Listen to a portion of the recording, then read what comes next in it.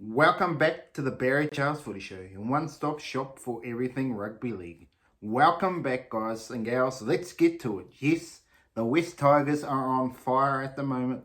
They're re-signing their chairman for another 3 years. Les, good on you. Congratulations. Absolutely outstanding. Winning 2 wooden spoons. You're the top of the class, man. Absolutely. Great stuff for the West Tigers. Is there some stability there? There's something you can definitely say, yes, the West Tigers stability, but in terms of their head office, they need to really get that kick going. Maybe the CEO might go, who knows? When they're doing an external review and they already re-signed for 3 years, the chairman, you got to scratch your head sometimes. But who knows, he may turn it around. But one real good thing for the Tigers is Jahream Bula is re-signed and committed to the club with an upgrade and great stuff for him. Let's hope he can continue that directory and doesn't fall away to the sideways that we've seen quite a few players like Sam Walkers and the likes have gone through after one season of brilliance and then disappearing. And, well, not necessarily Sam Walker, but like Kyle Flanagan's a good example. Burst onto the scene and now he's just about out the back door. His last gasp chances with his dad to really turn his career around, otherwise he'll be out the door. So let's hope Jahream Bula doesn't go on that and he continues to go up and up and up and he turns more like a Reece Walsh type player, which we're hoping he does for the West Tigers. So yes, the preview show. Yes, this is what you're all here for. The Warriors here on Saturday night. Can they pull off another big miracle and take the Broncos out of the comp? All signs lead to Broncos, but the Warriors can have a siege mentality. And I was impressed with their game against Penrith, even though the scoreline might not have reflected. I believe the forwards dominated the thing, but they just couldn't get the icing on the cake at the end. And obviously they got carved up defensively out wide with the deficiencies in Walker and DWZ and a few others during the game. They got carved up out there, which will be tested by the Broncos. But it's up to the middlemen and even the likes of Accor to nut all that stuff out, bang that halfback, boom, into Adam Reynolds and Ezra Mann before they can have space as well as Reece Walsh. Just take their time away from them. That's what they need to do. Suffocate the Broncos. It's the only way they're going to beat the Broncos. The Broncos will not handle if the Warriors has come up bang, bang, bang. Because I believe Fanua Blake, Tohu Harris absolutely can carve up the middle. I think they're just about the best prop rotation in the game. I think if you put those two there, boom, they've got a chance to take on the likes of Leota and then the final, and Payne Huss and Tom Flegler here. But the only question mark I have with the Warriors is when they go off. Is that where you can beat them? That is the... especially when Fanua Blake goes on. It's going to be a testing one. Do you just play Fanua Blake the whole game? That's another question mark. Obviously, they sort of have started to go a bit like that. They're giving them a rest, but I expect they'll play a lot more this week. They just have a few players that can fill a role for a little while, like the Dylan Walkers and Sirenen. So they have enough on Josh Currans. They can just come on and do a little role and then back off.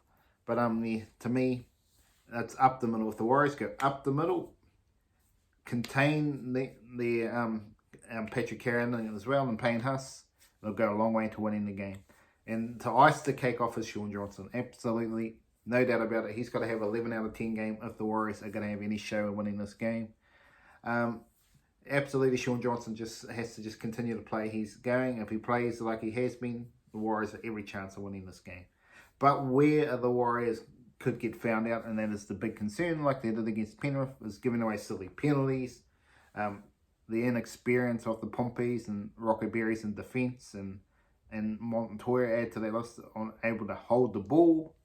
DWZ often gets carved up quite often against the big teams, just missing players at all. It doesn't mean it's his fault, but there's always an overlap on his side, and they just run straight past him quite often. Too easy tries for mine. Either he's got to come digging in like a Steve Maddai, George Tafua, fly in and nut their play out. At least instead of just standing there looking silly. That's what I've seen from DWC this year in the big games that matter. he's going to have a big game defensively if the Warriors are going to win this game, because otherwise they'll just come down his end quite often. So that's a big question the Warriors have to fill. But yeah, discipline has at times been the Warriors' Achilles heel, knock on the thorns. That's going to be what the Warriors need to do. But on the other side, on the flip side, the Broncos, what do they need to do?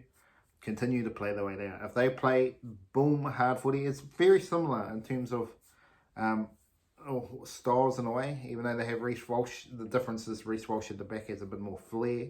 But in terms of Reynolds and Shaun Johnson, they play similar. Where Charles Nicoll-Crossley is more of a toiler, not really a passer of the ball. He's more of a James Tedesco, Dylan Edwards type player. So the Broncos, obviously, Herbie Farnworth and Kintoni Staggs. If they're probably this is where I think Broncos have an edge, is right there with those two players. If they play well, they might have a field day against Pompey and Rocco Berry. So it's up to the young guns of the Pompey and Rocco Berry to take on these two, who are still fairly young themselves, but a little bit more experienced. That is the danger for me, is there with Cobbo as well. The back line is the danger for the for me. For the Warriors, that this back line is probably overall, if you rate them 1 to 7, all the teams, they have a stronger back line. It's just, there's no doubt about it. It doesn't mean the Warriors can't win the game. They have to take the back line out of it, and that's by beating the forwards. So the Barnetts and the Whanua Blake and Tohu Harris do their job up the middle. Nia Corey defends out wide. There is a big chance the Warriors can pull off the upset in Brisbane. To me, this is simple fact. All the news says Broncos win. I mean, everything is saying the Broncos win. The Warriors have to go up there with a siege mentality. We are going to win this game at all costs. And I think if the Warriors go with that attitude and the way Shaun Johnson is playing, that could be the boil over of the year right here, right now. And the Warriors get it done. The Warriors get it done by 6. The Broncos, don't get me wrong, if the Broncos turn up and the Warriors find it hard, it could be a long day in the office. But with the siege mentality of the Warriors can get it done. But let's get to the other game. Friday night football is much to talk about. Just kidding. Penrith Panthers. This one should be an easy win for the Panthers. Absolutely. I don't even see Storm getting in Kui or Penrith. I think this will be a high scoring game.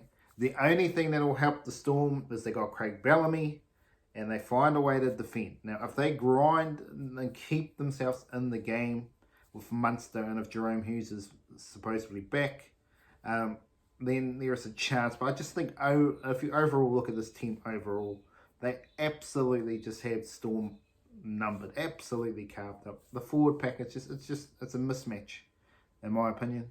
They've got a couple of good players in the Storm, but this is a mismatch, and I think you'll see it on Friday night, and I think the Panthers will blow them away. I really think the Panthers is going to just absolutely explode out of the gates.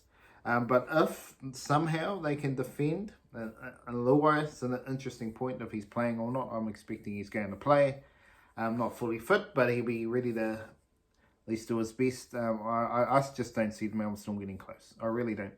I think if you've seen the performances over the season between Storm and Penrith, it's chalk and cheese. Penrith are a way better team. I mean, you look at Leota, James Fisher-Harris, they're just... and you got Liam Martin, Scott Sorensen's gone to another level. Isaiah Yeo at club level is very good. Then you got Cleary and Luai, obviously. There's question marks over Cleary's finger and stuff like that, but I'm sure they'll be fine.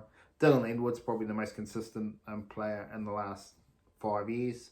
He's absolutely on top of his game. And then you just have Toho, Crichton,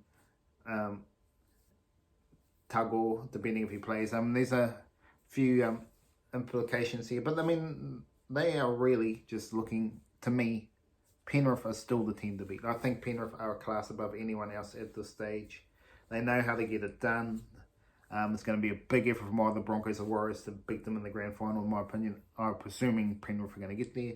Can Storm pull off an upset? That's the thing. They've got Munster. If Munster, for all Storms fans, not all over, if Munster plays a big game, I think it's all relying on Munster to get it done. Nick Meaney has to be solid again. He was very good last week. And Jahrome Hughes will bring a bit more. But I think it's all up to Munster and Harry Grant. If those two play very 10 out of 10, there's a chance the Storm can win. But otherwise, I don't see it. I think the Penrith Panthers are going to get this done by 24. Anyway, that's the Barry Charles Footy Show. I'll see you again. Have a great day out there.